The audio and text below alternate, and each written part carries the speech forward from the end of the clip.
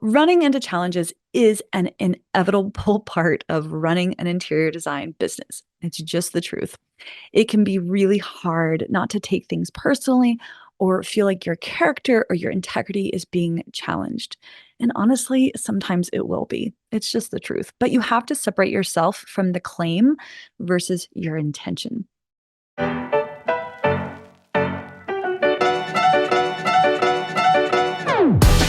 Welcome to the Designer's Oasis podcast. I'm your host, Kate Bendewald. If you're tired of one-size-fits-all advice to running your interior design business, you're in the right place. Join me each week as we dive into topics to help you run a thriving interior design business without the hustle. We'll talk about the business of design, but also mindset and mental health, because I know when you thrive, so will your life and business. It wasn't that long ago that I stepped away from my corporate interior design job to build my own design business so that I could realize my own creative dreams, have more time with the people I love, and serve my clients at the highest level while making more money than I ever could have working for someone else. It wasn't always easy, and I made my share of mistakes along the way. Fast forward to today, and I've learned a thing or two. Since then, I've built multiple six-figure interior design businesses on authentic word-of-mouth referrals with many repeat clients. And I want to share it all with you, the ambitious, inspired, and I get it, occasionally overwhelmed interior designer who shares this dream of transforming lives through the art of interior design. You can do this. Thank you for letting me spend part of this day with you. Let's get to it.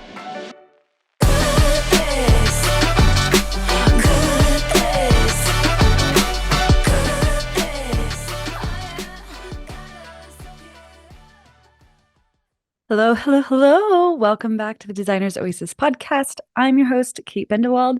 I'm so excited to be back with you today for a solo episode. And today we are sharing a listener question where they have experienced a client challenge. And while the situation that she's shared with us is unique to her, what's not unique is this idea of handling client challenges that inevitably come up. If you haven't yet faced a challenging client situation, you simply haven't been in business long enough. Certainly, these situations are minimized with the more experience you have because you know what to look for, you know how to circumvent issues that arise, and you have more confidence to take the wheel when it comes to managing a project. But even the most successful and established designers are bound to face client challenges from time to time. When you're in the midst of dealing with a problem like this, it can feel massive. Anxiety sets in, imposter phenomenon rears its ugly head, and it can be easy to spiral out and feel like you just want to burn the barn down. In other words, give up, throw in the towel, go get a job. I've personally dealt with my own fair share of challenges over the years, and I know what an icky feeling it can be. Sometimes it can feel like your dignity, your credibility, and your character are all being attacked. But I've learned some things over the years that have helped me face inevitable challenges with more clarity and grace while maintaining a healthy client relationship.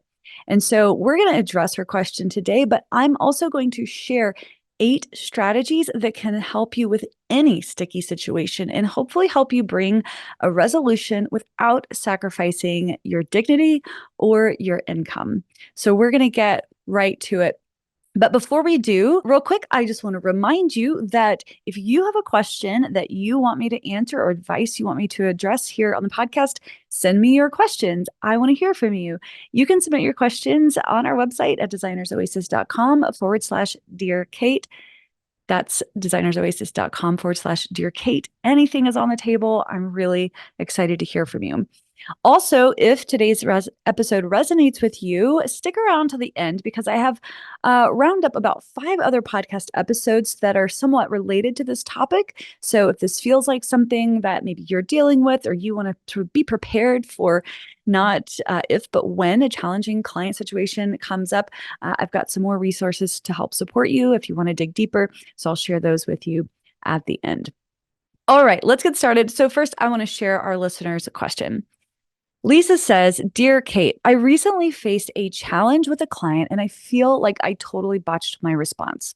Long story short, I selected and then sourced wallpaper for my client for 3 rooms. The paper for 2 rooms ended up needing to be returned. One was our fault because of the measurements we took, and another because the client didn't like an aspect of the design that you really couldn't see on the sample. Now I'm left holding the bag with over $4,000 in credit with the wallpaper company. I even had to pay the client at the end of the job instead of the other way around. How can I handle this better in the future? Now, I did have a chance to chat with Lisa, and I do understand that she wasn't the one that measured, that this was the installer who gave them the measurements, but there was still 2 rolls left over. And so the client wasn't happy about that and wanted to return it. And I can clearly understand how this can be a sticky situation to handle, right? We lean on our vendors to provide us with the best estimates that we can. And there's always going to be some overages, and it's better to have overages than to be under. And so it's a fine line, and I think she did her best. But you can understand too from the client's perspective. Those things aren't cheap, and that's a lot, and it's a lot of overage. And so it truly was a sticky situation. So that was Lisa's question. And we're going to talk about these 8 strategies and how you can apply it. And along the way, I'm also going to share with you some of my own stories of dealing with sticky situations with clients.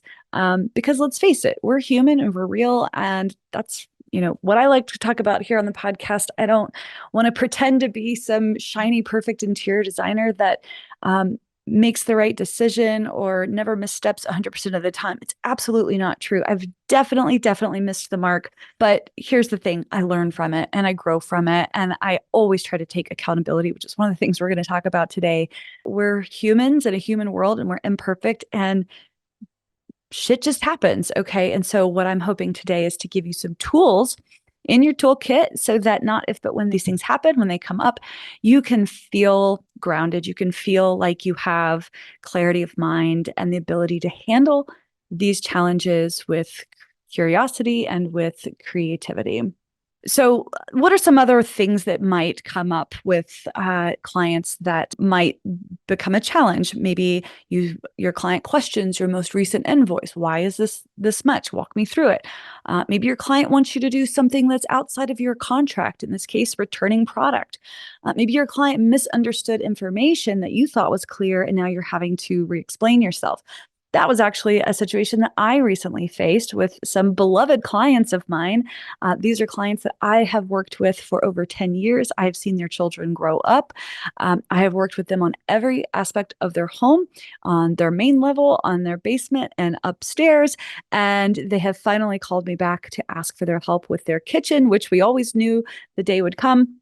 And so here we are. I have a wonderful relationship with them, but something came up that challenged them and they brought it up with me. And it was really, in the moment, not a fun situation to have to work through, but we did it. And I truly feel like it's the past experiences that I've had that I've been able to grow and build on that allowed me the ability to handle this situation with grace and with clarity and walk them through it in a way that regained their trust and allowed us to move forward with confidence. So in this case, I'll just walk you through it because I think I can share some specifics about how I handled it in today's episode. But ultimately, what happened for us was we were working with them on a kitchen project, and the cabinetry, they already had a cabinetry company in mind, and I thought they would be good to work with, but not great. I have another company that I thought would be better for them, possibly, but I wanted to give them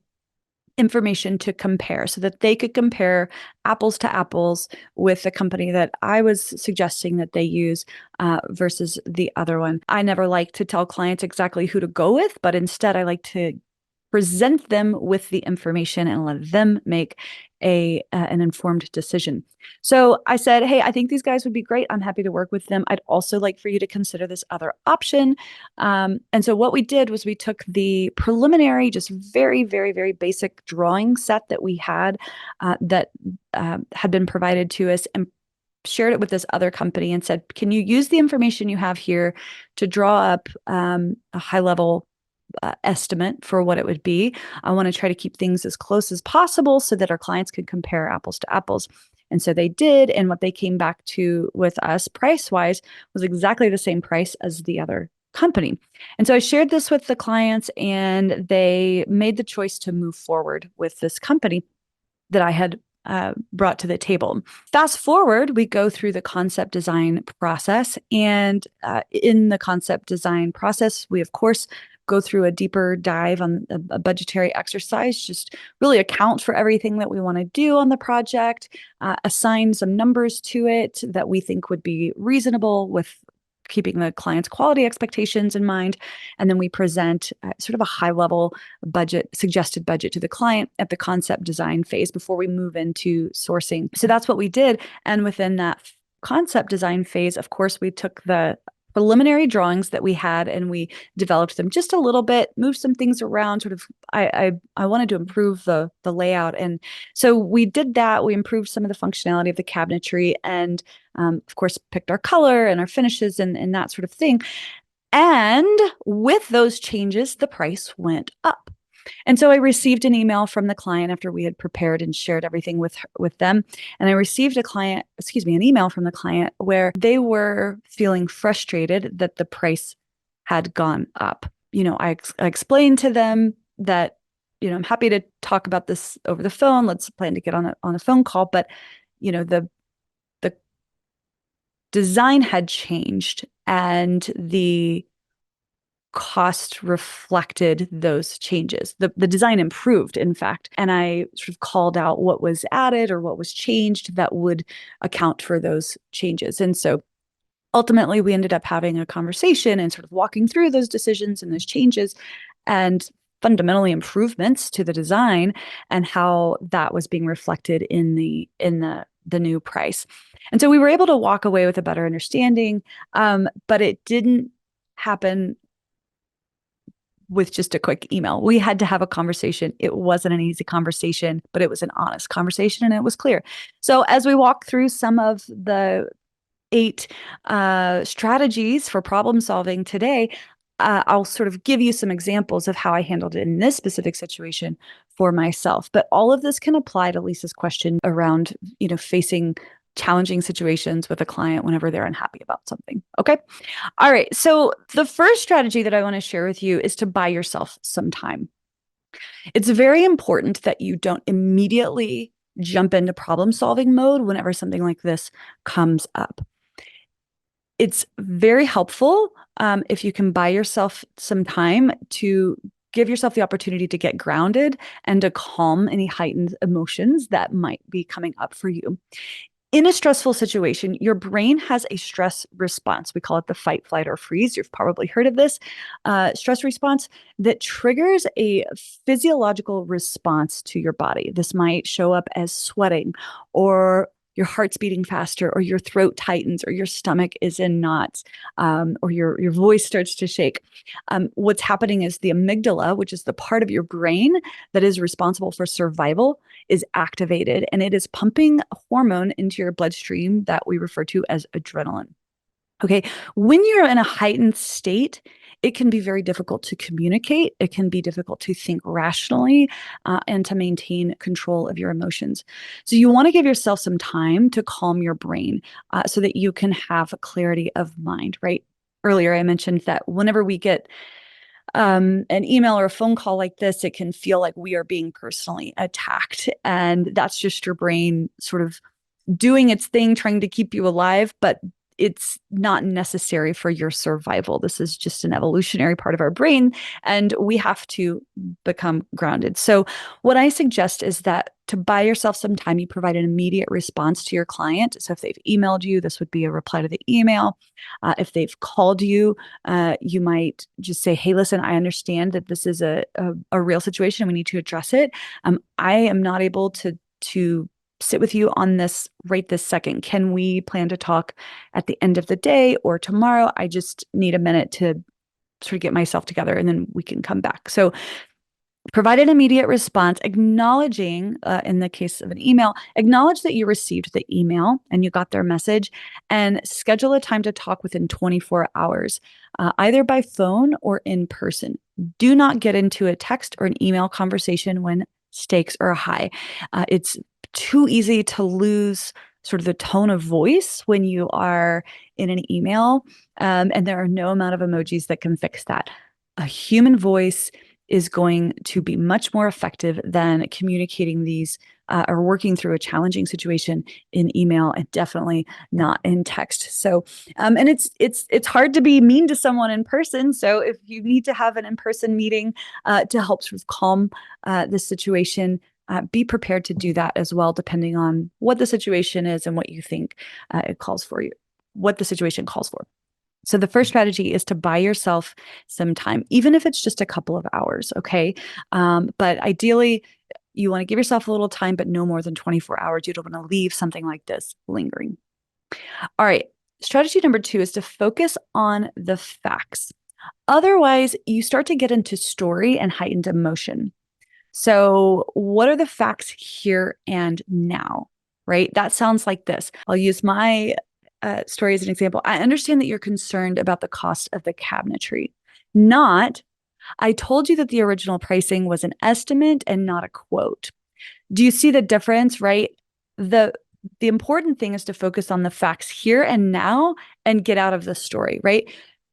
If I were to say, I told you that the original pricing was an estimate, not a quote, we're sort of getting into the story. We're getting into, how did we get here? You don't need to fully get into the details of how you got here. There'll be time for that later. Focus first on where we are here and now. I understand that you're concerned about the cost of the cabinetry, right? That's a fact. And it's reflecting back to them that they are being heard and they understand and that you get what the situation is. When you focus on the facts, you're getting out of the emotion part of it while still staying, and it can help you to stay grounded. So focus on the facts here and now and avoid getting into the story of how we got here. Okay. Strategy number 3 is to activate empathy. Where are your clients come from? And I just want to mention this for a second. My business coach that I am working with mentioned to me or said to me recently, you don't have to be an empathetic person to activate empathy. So even if you don't consider yourself an empathetic person by nature, understand that you can still activate empathy in a situation, even if that's not your natural go-to place, right? And for some people, that is just a natural place to go. And others, it's not so natural, but you can always activate it. I thought that was an important distinction that she shared with me. So how do you activate empathy? It starts by listening to them and listening for clues about how they're feeling.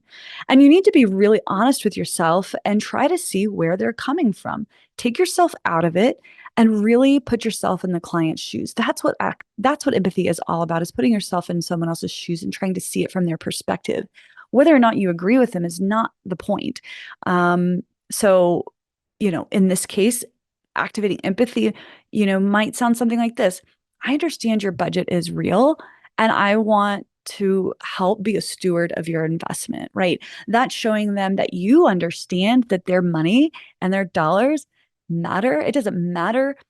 You're bound to have a budget conversation with clients, no matter what level of an investment we're talking about. Budgets are real for millionaires and billionaires alike, as well as, folks like you and me. So, activating empathy is going to be really important. And to do that, you just need to listen for clues and reflect back to them what you're hearing, and just let them know that you understand.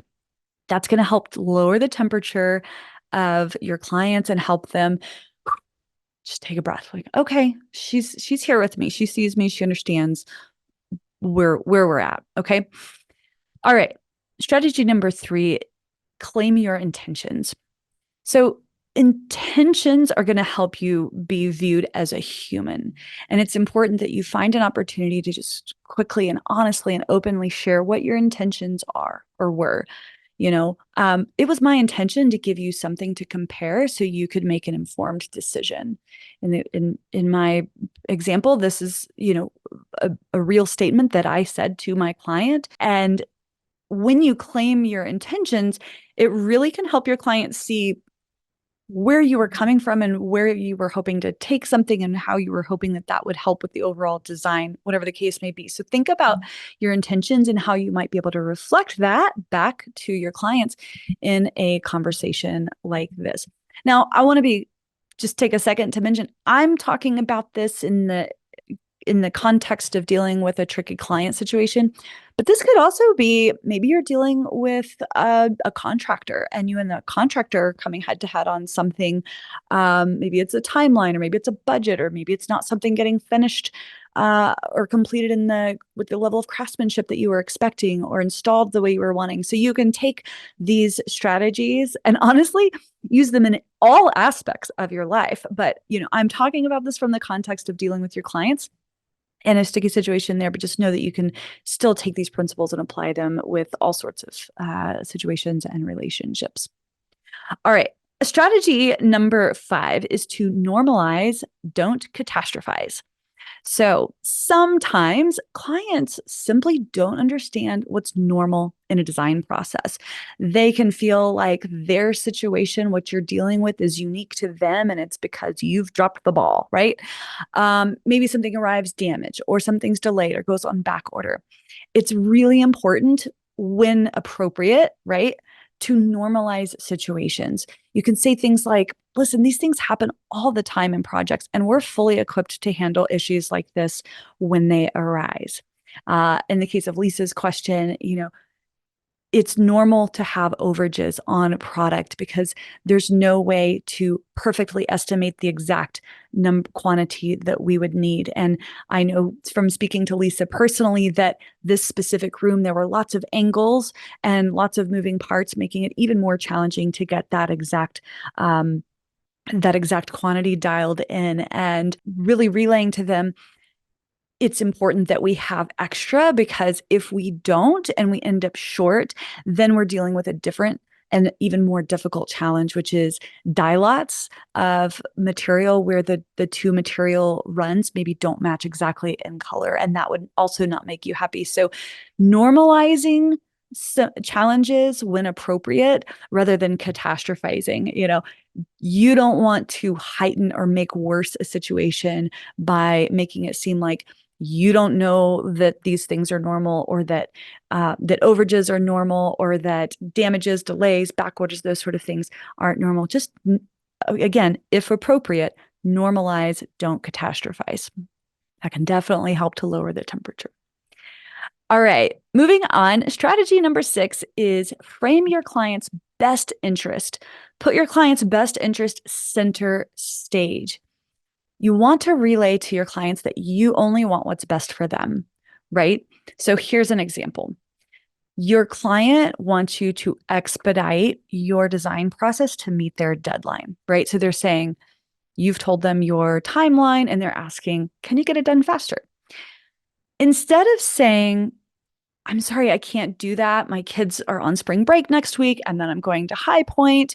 Even if that's true, your client doesn't care. You don't care how kind they are. They're like, I don't care. I want my deadline met. Here's another way to approach it that puts their best interest center stage. Here's another way of addressing that.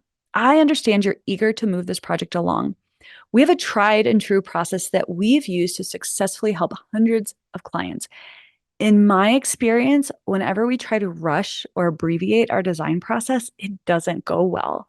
We want to approach your project with the same care and attention to detail clients have come to expect from us. And when we do, you can be confident that the end result is definitely going to exceed your expectations. And so for that reason, it's really important that you understand what's behind this timeline, and that this is the time we need in order to fulfill your project at the level of quality that we expect out of ourselves. Okay. So do you see the difference, right? Both are true. Yes, you have spring break. Yes, you have High Point to go to, and those are things that are going to take time.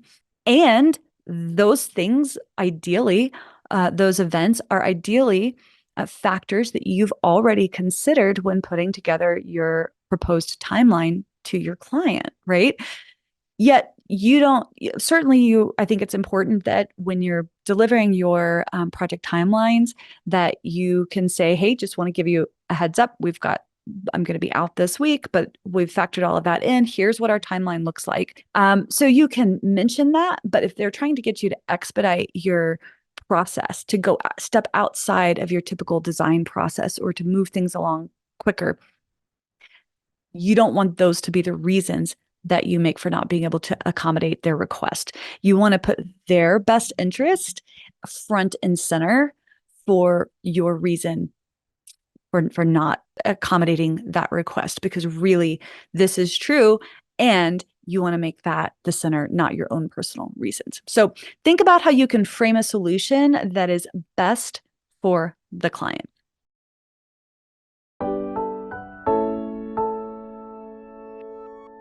Hey designer, you work so hard on your business, making sure that your website is flawless, your Instagram is swoon worthy, and your brand is on point. The problem is you're still facing a balance sheet that is less than inspiring. If you want a thriving interior design business that affords you a great salary without the burnout, listen up. Just breaking even isn't an option. Not only does it lead to overwhelm, stress, and sleepless nights, but it's a major drain on your creativity. If you're tired of just breaking even, if you're tired of missing out on opportunities because the money just isn't in the bank, and if you're ready to unlock the secrets of profitable interior designers, head over to designersoasis.com/habits to get my latest guide, The 7 Habits of Highly Profitable Interior Designers. Inside, you'll uncover what you really need to focus on to take you from barely making it to boundless possibilities. Abundance is yours for the taking. Download my guide that will help set you on the right track to upgrade your interior design business. Head over to designersoasis.com/habits and download yours today.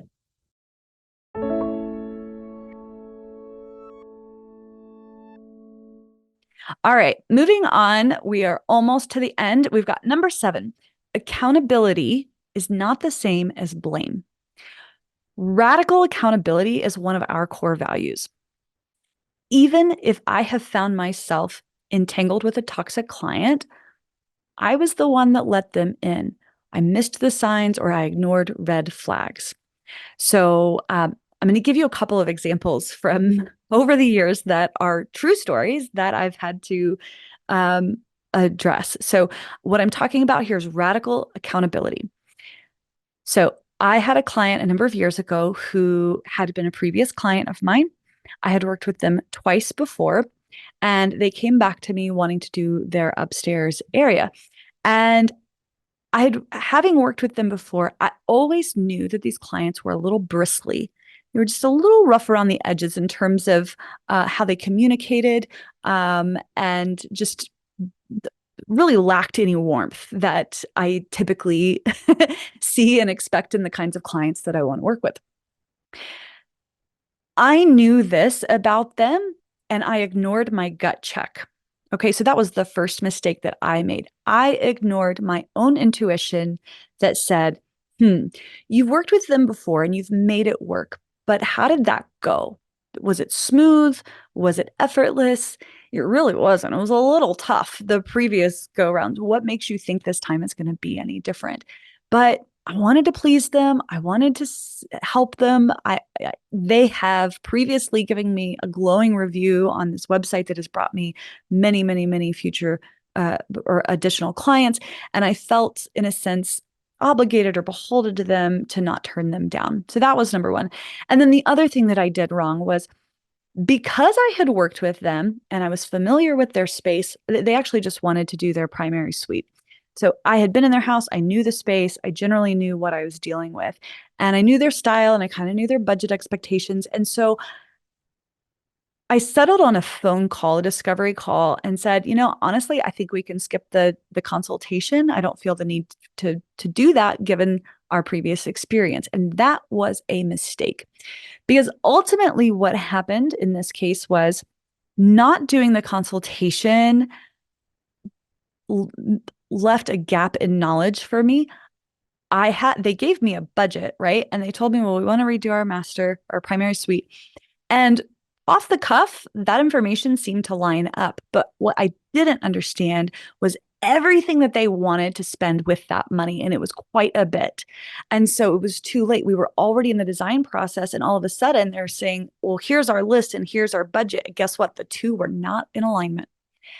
Had I stuck with my process, I would have had the opportunity in the consultation to learn more and understand well, this all sounds good at first. And this is a lot of money, but it's going to go really fast given everything that you want to do. And I missed that opportunity because I stepped outside of my typical design process. Okay, so accountability. Yes, they're bristly. Yes, the way they handled it was um, very difficult and really challenged me and my integrity in a way that was very hurtful. And I ignored my intuition. I let them in the door, knowing that previous experiences were always a little iffy. And I missed the opportunity to learn more because I skipped the consultation. So at the end of the day, radical accountability is going to be really important to getting yourself unstuck. Okay, so that was one example. I'm going to give you another example. I had a project where we were at the tail end of a massive, massive, massive project. And it was spring, and the clients were finally like, hey, we didn't have the money to do the outdoor furnishings, which is an entire wraparound porch. I think it was like $60,000 worth of outdoor furniture. We're ready to go ahead and pull the trigger on that. We had sourced and specified that aspect of the project months prior. And they just simply were at capacity budget wise to pull the trigger at the moment. And so they wanted to push it off. And so we said, yes, we're happy to do that. And this was a remote project. They wanted to bypass the receiver. We had used a receiver in the initial phase one of the project. And it was very expensive because the location of the project was remote and very far from the receiving company, but it was essential. This was a second weekend home for these clients. So it wasn't their primary residence, which means there's nobody that lives there. There's nobody to receive product, materials, furniture, that sort of thing. So when they asked to bypass the receiver um, for budgetary reasons, I went ahead and said yes. I said, sure, I get it. That's fine. We can schedule the freight deliveries and everything else we can have sent to your home, your primary residence that you can then bring out yourselves. And at first glance, it seemed like it was a viable solution. However, had I taken just a little more time to really think about the logistics and how this would play out, it would have been really clear to me that there was a lot of potential for this to go wrong. And guess what happened? It did. It certainly did. The scheduling of the deliveries to a remote location with clients that don't live there full time became an utter nightmare. And the clients, guess who they were pissed at? Not the delivery company, not the vendor. They were pissed at us, right? And I'm like, well, wait a second. You're the one that wanted to bypass the receiver. And that's what I wanted to say to them. But how do you think that would have gone over? Not well at all. And so when I was having that difficult conversation with the client, instead of saying, look, I was just doing what you asked me to do, that's not taking accountability. Accountability looks like, hey, I understand that you asked to have this delivered, but it's professional. It was my responsibility. I should have thought about this more, and I should have thought about how this could play out. And if I had, I would have realized this had a lot of potential to really drag things out and become a logistical nightmare. And in retrospect, I see that that was a missed opportunity. That's what accountability looks like. How do you think, put yourself in the shoes of the client, how do you think that response is received versus I did what you asked me to do? Which, let's be honest, is what I wanted to say because it was true, right? It was true. But that's not taking ownership. That's not taking accountability. But accountability is not the same as blame, right? It's not my fault that the shipping and freight company was an utter nightmare to work with, right? That's on them, but I'm in this role to help smooth things over. Okay? So psychologically, it lowers the temperature of your clients when they hear you take accountability. It's not the same as blame, but it does open space to move into creative problem solving. Okay. It just says, okay, you know what? She heard me. She understands where I'm coming from. She's taking accountability. She's not taking the blame. She's taking accountability. And oftentimes, everyone has a little bit of shared accountability, right? But it can help them sort of take a beat and say, okay, now we can move into problem solving mode.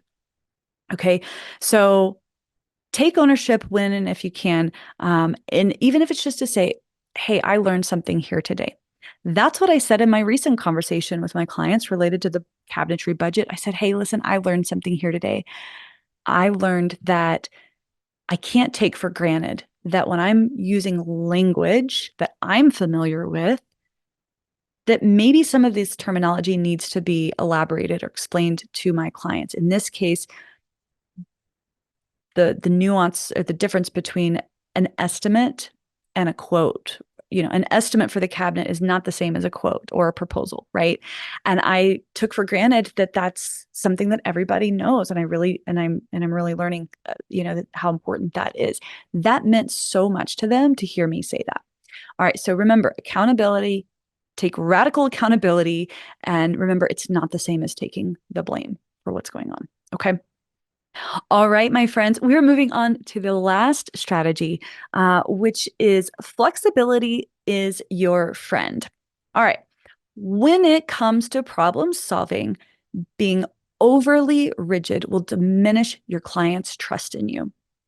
I want you, when you're problem solving, to look for ways to be flexible and agile without compromising your dignity or your income. Can you come up with payment terms? Can you step outside of your no returns policy?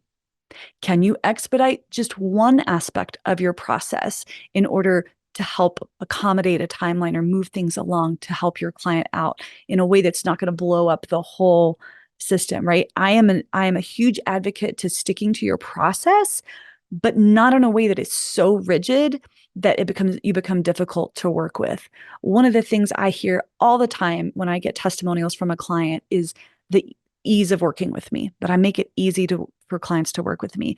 And that is something that they appreciate. And that is because flexibility and agility is so important to us. So being agile and flexible can help you develop more creative solutions that can help you to reestablish trust in your client relationship so that you can all move on.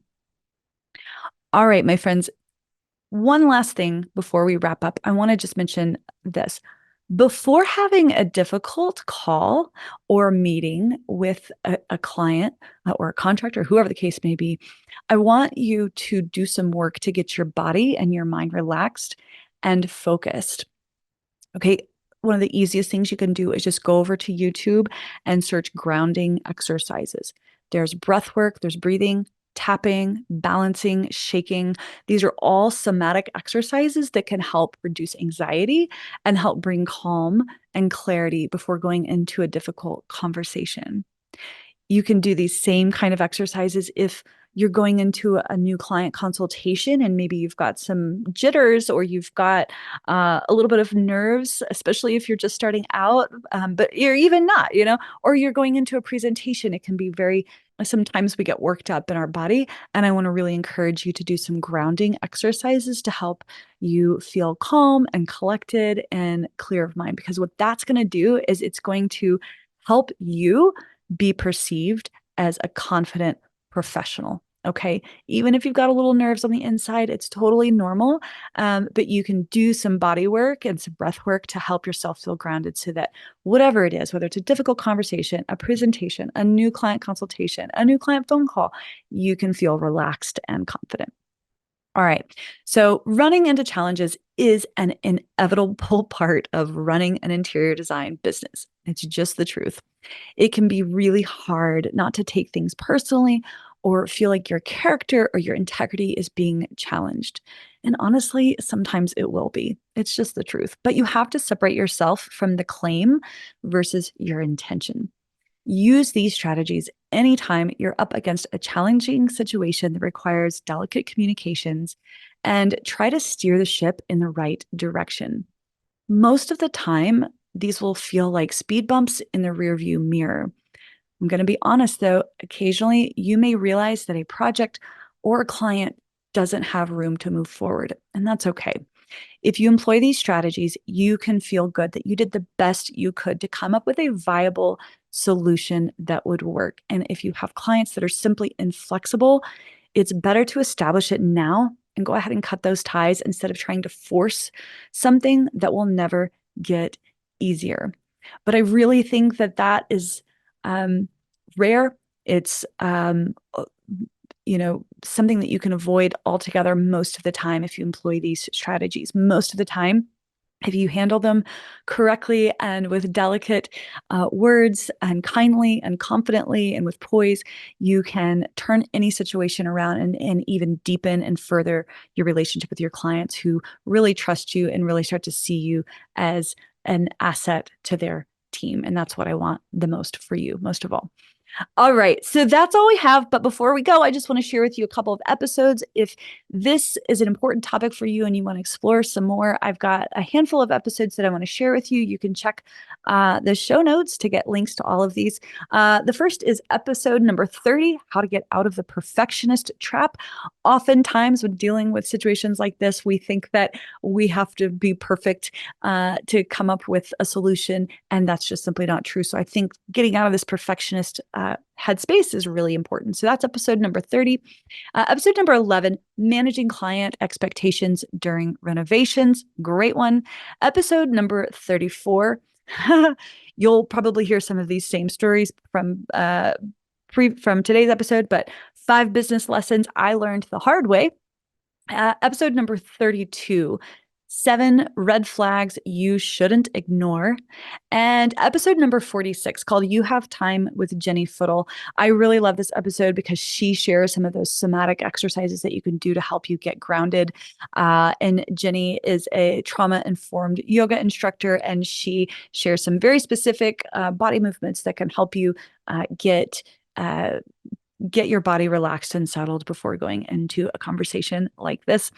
All right, my friend, that's all I have for you today. I hope that you have found this to be an inspiring and helpful podcast episode. If you have, I would love if you would hop into your podcast player and give us a 5-star review. If you have even another second, go ahead and give us a quick testimonial. Let us know what you think.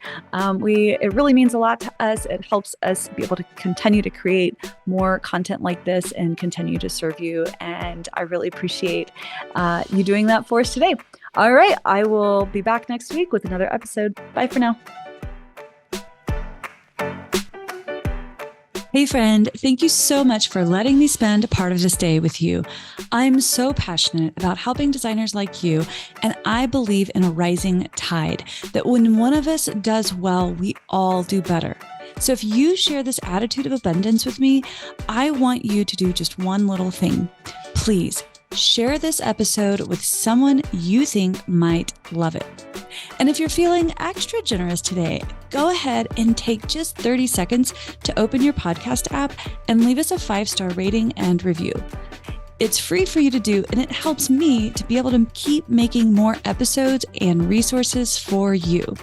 However you choose to help, please know I appreciate you so very much. Thank you, my friend. Have a wonderful rest of your day. I'll see you soon.